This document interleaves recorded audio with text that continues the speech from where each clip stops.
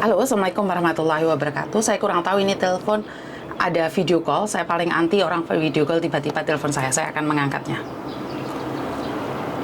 Saya tidak tahu siapa orangnya, kenapa harus telepon pakai video call. Jadi sangat aneh sekali ya.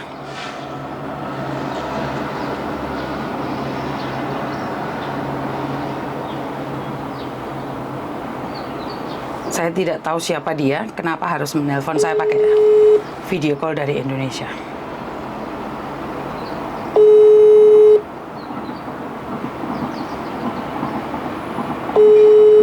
Boleh minta tolong suami saya di bayinya hampir 8 proses 3 tahun, alhamdulillah sudah. Suami pingin pindah kerja di Makau, kira-kira bisa mbak? Maksudnya bagaimana ini?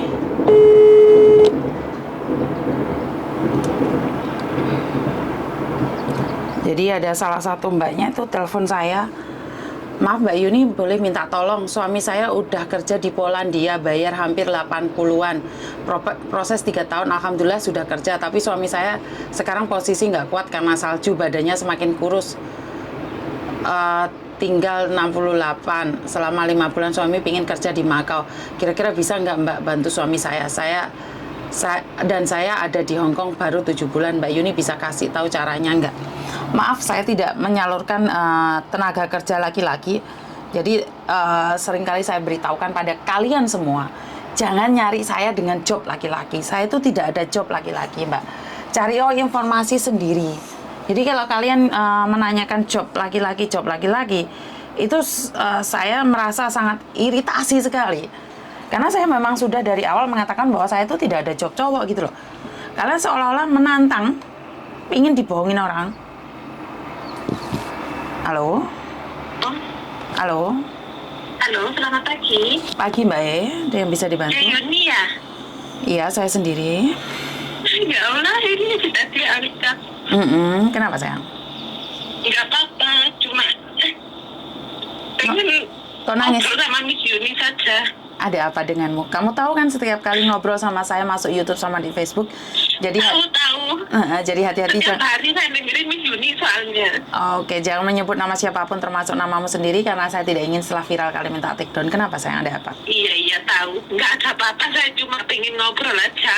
Pengen nyapa Miss Yuni, soalnya setiap hari saya dengerin Miss Yuni terus. Bagaimana menurut sampean? Sampai nangis aku deh. Kenapa nangisnya?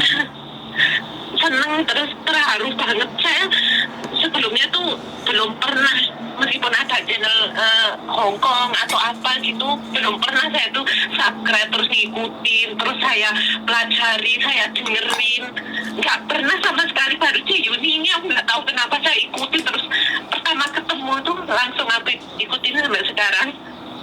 Apa manfaatnya ngikutin? Banyak banget. Okay. Banyak banget. Contohnya? Banyak manfaatnya. Kita yang kadang merasa lelah di Hong Kong, udah ngadepi majikan yang kadang cerewet, kadang mungkin udah lama di Hong Kong, kita kadang kan capek, bosen gitu ya, kadang pingin marah, kadang kayak rasa ikhlas itu berkurang, rasa syukur itu berkurang. Dengan dengerin kontennya Miss Yuni itu, rasa bersyukur itu selalu bertambah terus, dan kita juga lebih sabar lagi. Oke. Iya, sangat bermanfaat sekali, Miss. Oke. Jadi dengan Angkat bisa diangkat. Aku bilang udah lama mau telepon, tapi paling Miss Yuni sibuk, soalnya kan banyak anak-anak baru atau kadang mbak-mbak yang bermasalah itu kan nyari Miss Yuni daripada aku ganggu mbak-mbak yang lain yang lebih penting gitu. Karena aku alhamdulillah nggak punya masalah, cuma pengen ngobrol aja sama Miss Yuni. sebenarnya nelpon saya itu jodoh-jodohan ya, kadang-kadang. Berarti saya jodoh sih. Betul, karena ada yang sudah telepon saya sampai 10 kali, 50 kali, saya nggak ada waktu ngangkatnya, mungkin karena waktunya yang salah atau memang waktu ada telepon lain masuk. Betul, jadi kenapa saya pertama kali loh ini, aku udah lama, aku tuh udah mau telepon gitu kan, tapi enggak lah, mungkin masih banyak mbak-mbak lain di sana yang lebih membutuhkan gitu, aku ngalah dulu lah gitu. Nggak tahu hari ini aku nenek lagi keluar, aku telepon Miss Yuni coba gitu, coba diangkat, langsung diangkat ya?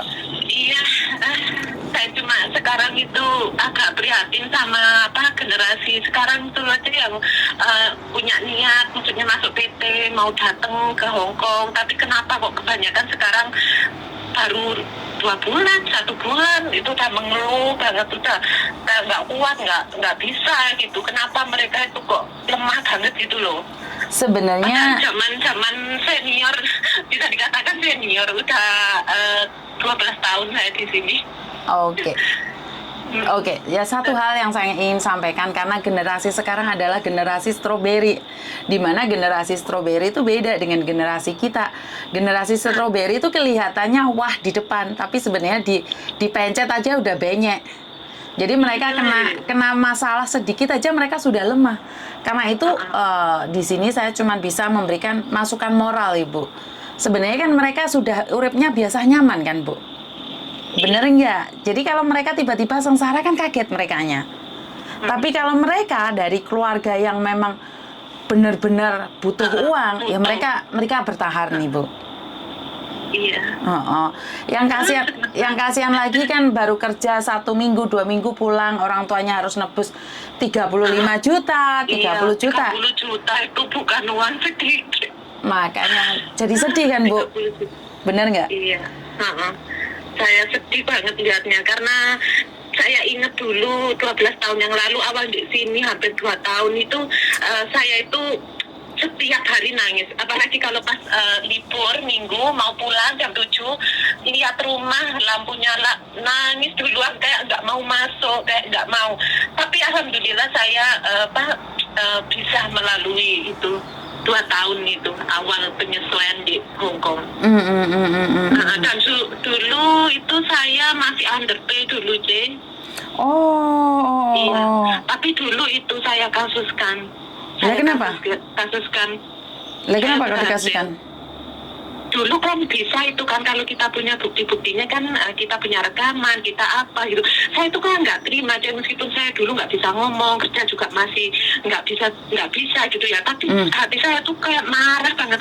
Kenapa saya kok di underpay gitu? Saya tuh punya tekad, saya harus mengambil hak saya. Terus saya tuh mencari info, belajar gitu sama mbak-mbak senior di sini, belajar gimana caranya. Terus saya tuh ketemu salah satu orang lah gitu ya, orang Cina Indo juga. Terus dia itu juga kayak agent lah, tapi bukan agent besar. Terus saya minta tolong sama orang itu, terus dibantuin ya kayak Miss Yuni lah gitulah. Mungkin kalau zaman sekarang, cuma dulu kan nggak mungkin punya channel YouTube atau apa gitu ya, cuma personal gitu aja. Terus saya dibantuin dibantuin ngelebor itu, berhasil itu saya dulu itu berhasil membuka dia, maunya itu mau sampai ke pengadilan gitu ya, sampai sidang. Tapi waktu mediasi itu majikan saya itu udah ketakutan, karena saya dibantu sama mbak lantai sebelah gitu ya. Dikasih pinjem HP, terus direkam ngobrol. Aku tanya, kenapa Dadai, kenapa kamu kok ngasih gaji aku segini, padahal totalnya kan segini, harusnya segini. Tadi kan jelas itu suaranya. Waktu kita mediasi itu langsung denger kan suara dia ngobrol sama aku. Dia langsung ketakutan, langsung total berapa selama 2 tahun, kayak gajiku yang itu yang separuh itu harus dikembalikan ke saya. Jatuh bangun saya selama 12 tahun di sini tuh. Pernah ditipu teman, pernah, tapi alhamdulillah nggak banyak. Terus dulu juga saya mungkin masih awal-awal dari kampung ke sini, jadi kaget gitu ya, pegang uang banyak, kayak star syndrome gitu sih, maksudnya pengen ini pengen itu, makan enak, karaoke uang habis ludes deh. Nggak dapat apa-apa, maksudnya itu bayangkan selama 4 tahun mau bangun rumah aja nggak bisa. Alhamdulillah setelah saya menginjak ke 5 tahun itu saya pulang kan, terus saya tuh jadi kok di rumah gini amat yo, maksudnya ternyata kehidupan itu sangat sulit, mencari uang itu sangat sulit.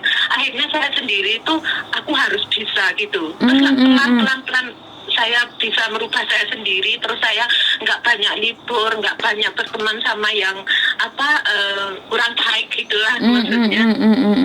Iya, terus ini sekarang maunya kan aku yang di majikan pertama itu cuma 2 tahun aja, Jess. Kan aku kasusin kan, otomatis kan aku kabur juga kan waktu itu. Tapi kan aku sudah belajar dulu sebelum kabur, berapa hari sebelum finish, itu bisa keluar, tapi aku harus telepon kan, aku nggak kembali, aku pergi gitu kan. Jadi kan nggak bisa nggak bisa dilaporkan polisi karena aku pamit kan gitu. Terus sekarang ini, alhamdulillah ini majikan kedua saya ini baik banget, super baik. Oke. Super baik. Artinya adalah Makanya saya semua butuh mau perjuangan. pulang. Iya. Semuanya butuh perjuangan. Iya, butuh perjuangan banget. Makanya saya ada pesan buat junior-junior yang sekarang yang punya keinginan ke Hong Kong. Ayo semangat. Maksudnya itu harus dikuatkan, harus yakin apa tujuan utama. Betul. Cari uang buat di rumah gitu. Jangan, mungkin kalau kita datang ke sini, bayangkan beda orang, semuanya beda kan. Betul. Beda adat istiadat, makanan pun beda, bahasa pun beda. Betul. Pasti kan kita memang kayak sulit banget kan gitu. Betul. Tapi kita harus tetap semangat, terus kita tetap harus senyum, harus yakin. Pokoknya senyum itu paling penting, karena kalau kita bersemut gitu kan majikan kan nggak suka ya dia. Betul. Iya, soalnya kebanyakan kadang kalau majikan mungkin kan masih awal-awal, nggak bisa masak, nggak bisa ngomong, pasti kan jengkel juga majikan. Tapi kalau kita maaf ya, senyum gitu kan pasti auranya positif, seperti yang Miss Yuni bilang kan, kalau aura kita positif pasti aura itu akan kembali ke diri kita sendiri kan. Betul. Iya. Ini sebenarnya aku udah mau pamit kemarin itu, mau pulang kan, udah capek juga, terus aku tuh udah nikah tapi belum punya anak kan, terus gitu udah umur juga, terus aku pengen pulang kan, terus aku pamit sama majikan aku nggak boleh satu kali lagi aku tambahin lagi gajinya gini gitu, terus aku yaudah ini untuk yang terlepas gitu, aku bilang gitu. Oke, terima kasih. Sayang juga aku soalnya sama neneknya. Terima kasih, semoga sukses dan Saman juga semoga keluarganya semakin bahagia saja. Cepat dikasih keturunan. Terus semangat ya Miss ya. Siap. Sukses selalu. Semoga tetap amanah. Nggih. Semoga Miss Yuni bisa menyelesaikan semua masalah yang menghadang Miss Yuni untuk membantu para TKW ini. Terima kasih. Untung banget sekarang para TKW ini punya Miss Yuni. Terus semangat buat Miss Yuni. Terima kasih. Sehat selalu. Terima kasih dan sukses buat dengan juga. Terima kasih diangkat telepon saya. Siap. Terima kasih. Sukses selalu. Terima kasih. Assalamualaikum. Waalaikumsalam warahmatullahi wabarakatuh. Oke, terima kasih sekali buat teman-teman di luar sana yang spot saya. Terima kasih sekali, saya jadi terharu nih. Nggak nyangka, nggak duga bahwa ternyata dari dunia persilatan yang ada ini benar-benar memberikan bantuan yang maksimal pada saya. Jadi saya tidak tahu harus ngomong apa. Pokoknya terima kasih sekali. Tidak ada yang tidak mungkin dalam hidup ini selagi kalian percaya. Kita menjadi lebih baik lagi dan lebih baik lagi. Kita selalu berdoa agar kedepannya kita lebih baik. Dengan generasi yang sekarang ini yang gampang lelah, gampang letih, gampang capek, saya cuma bisa mengingatkan tujuan awalnya saja. Karena itulah saya pribadi selalu berpesan pada anak-anak saya, karena mau tidak mau anak-anak saya juga generasi strawberry, di mana yang sedikit saja mengeluh, nangis, dan gampang putus asa. Tapi saya bersyukur alhamdulillah, karena mungkin didikan saya keras. Sekali lagi saya didikannya keras karena saya bukan tidak ingin anak saya tumbuh lebih baik sama dengan teman-temannya, ya enggak juga. Karena saya punya prinsip satu, kalau hari ini saya memanjakan dan mengiyakan semua keinginan mereka, kapan suatu saat giliran saya sudah tua, mereka tidak bisa berkarya, mereka tidak bisa melakukan apapun. Saya pun selalu ngomong sama Thomas, kalau hari ini bapak ibumu bisa beli rumah ini yang jelek ini, kamu kedepannya harus punya target bahwa kamu bisa punya rumah dan mobil di Hong Kong ini. Itu yang saya selalu katakan pada si Thomas. Begitu juga saya selalu bilang sama Mimi, kalau hari ini mamamu cuman kelulusan SMP, kamu harus lulus SMA, minimal, maksimal kamu harus kuliah. Itu kita ada target sendiri-sendiri antara kokonya dan adiknya. Kalian mungkin tidak pernah percaya bahwa saya itu sangat keras pada anak-anak saya. Bagi mbak-mbaknya yang tinggal satu rumah dengan saya, dengan mungkin cece saya, maksudnya yang bekerja di rumah, saya akan tahu. Saya tuh keras banget sama anak-anak saya. Dia bangun tidur tidak ngecap bajunya, dia jagain mbak-mbaknya itu, saya lempar beneran dia. Saya bilang sama anak saya, hari ini Mama masih sehat, apapun pembantu yang bantu kamu. Gimana kalau Mami sudah sakit, terus nggak bisa ngejar pembantu? Apa yang bisa kamu lakukan? Hari ini Mami masih bisa kerja dan cari uang. Kamu perlakukan Cece dan Cecemu, pembantumu seperti itu. Gimana kalau kamu suatu saat nggak punya uang dan nggak bisa ngejeng orang? Itu yang saya selalu bilang sama anak saya. Saya tidak pernah memandang rendah TKW. Saya adalah pekerja wanita juga. Saya tidak akan pernah memandang rendah. Walaupun anak saya suatu saat jodohnya sama TKW, saya tidak akan melarang. Jadi ada mbaknya yang bilang, saya tahu lah Miss, status saya siapa, nggak mungkin pacaran sama Koko Thomas apa-apa. Bukan masalah di pacarannya, saya pribadi itu tidak ada masalah. Cuman saya selalu menekankan pada anak-anak saya, siapapun pasanganmu tidak ada masalah. Tapi satu hal, gapai tujuanmu dulu, mumpung masih muda. Begitu juga dengan Meme. Meme pernah waktu SMP cinta-cinta monyet itu. Cinta-cinta apa itu monyet ya. Dimana dia selalu bilang pacaran aja. Saya bilang, kalau kalian berani pacaran, saya itu tidak suka mau kalian pacaran. Kalau memang benar-benar mencintainya, menikah. Saya lebih suka memutuskan menikah. Karena biar tidak terjadi fitnah. Jadi bahkan Mbak Lastri, Ayo, terus mbak satunya yang tinggal sama saya itu, anak saya itu bangun pagi ngecap kamarnya, lari olahraga. Kalau enggak, dia bilang, mamiku ini sudah dibersihin belum mbak? Ntar takutnya aku dimarahin sama mamiku. Jadi kalian jangan kira bahwa saya itu nggak keras sama anak-anak saya. Saya benar-benar mendidik dia keras. Karena saya selalu punya prinsip sama anak-anak saya. Kalau saya hari ini sehat, itu cuma titipan punya Tuhan. Kalau mami tiba-tiba sakit dan mami butuh kamu yang cari uang untuk melanjutkan kehidupan seterusnya, kamu yakin sanggup? Buat makan kamu sendiri aja nggak bisa, gajimu berapa? Maka dari itu anak saya tuh kenapa sampai hari ini tidak ingin pacaran. Dulu waktu masih tinggal sama neneknya, dia pacaran sama orang Taiwan. Tapi untuk sekarang ini, memang aku ngomong sama dia, jika cita-citamu belum tersampai, jangan sampai pacaran. Kalau kamu pacaran, mami izinkan, tapi kamu harus menikah. Tapi ingat, harus keluar dari rumah saya. Saya keras loh.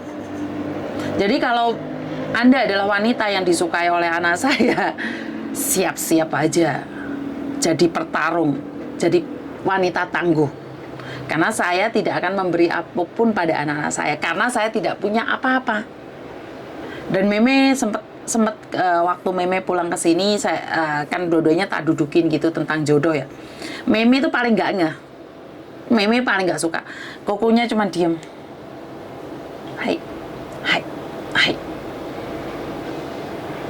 Saya selalu tanya sama mereka, mami hou go you kau, mai.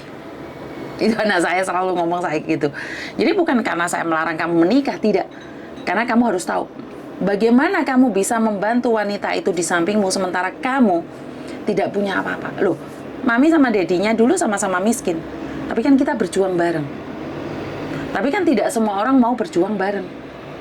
Bener nggak? Kan saya tidak tahu tujuannya wanitanya itu. Tapi saya selalu bilang sama anak-anak, karena anak-anak saya ya khususnya, karena banyak di antara orang Hongkong itu menganggap rendah TKW. Karena itu saya bilang sama anak saya tidak pernah menganggap rendah TKW. Begitu juga aku harap kamu tidak menganggap rendah TKW. Tapi karena saat ini tujuan kamu bukan mencari istri, jadi lebih baik jangan pacaran. Terus anak saya bilang, iya mami. Jadi buat teman-teman di luar sana, selalu semangat. Memang saat ini adalah generasi stroberi, tapi percayalah, stroberi yang bagus, yang matang, itu akan dipilih oleh banyak orang. Stroberi yang gampang bonyok, itu akan ditinggalkan dan akan dibuang. Jadi buat kalian semua yang saat ini ada di PT, kalau kalian merasa generasi stroberi yang gampang nangisan, gampang baperan, buat status udah nggak kuat deh gitu, cuan, apa semua itu, kalau status kalian yang lebay-lebay itu, apakah tidak boleh? Tapi jangan sampai kalian gagal di sini dan saya akan panggil Anda adalah generasi stroberi. Jadi Salam sukses selalu. Pesan juga buat Meme sama kukunya. Saya tahu kalian tidak bisa bahasa saya, Meme mungkin bisa bahasa, kokenya nggak bisa, karena sebenarnya mereka translate satu sama lain. Adiknya ngasih tahu kukunya ngasih tahu adiknya, Mami lagi ngomong apa sih? Bener nggak? Jadi buat teman-teman di luar sana, anak-anak saya adalah generasi strawberry juga, tapi saya selalu memberikan bekal mereka untuk menjadi strawberry yang terbaik. Dan pastinya seorang ibu akan bangga kalau anak-anaknya melakukan yang terbaik. Tapi saya pun sama seperti Anda, saya akan bangga dengan anak-anak saya melakukan yang terbaik. Dan buat anak-anak saya selalu berdoa agar mereka bisa menjadi terbaik dan bisa membantu orang lain dengan baik. Jangan sampai membantu tapi tidak ikhlas. Saya tidak ingin terjadi waktu zaman saya muda dulu, saya selalu membantu orang tapi saya sendiri tidak ikhlas. Benar nggak? Ada yang setuju dengan kata-kata saya? Terima kasih, dan kurang lebihnya saya minta maaf. Wassalamualaikum warahmatullahi wabarakatuh. Berkat Tuhan mengalir atas hidup kita semua. Semoga semua makhluk hidup bahagia, dan terima kasih. Bye-bye.